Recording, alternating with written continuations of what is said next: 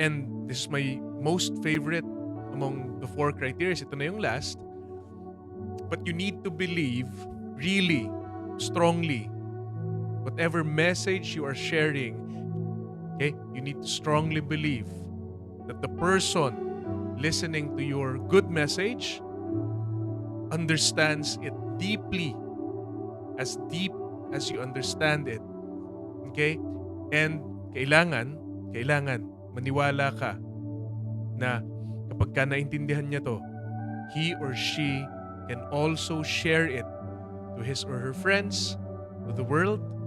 Okay?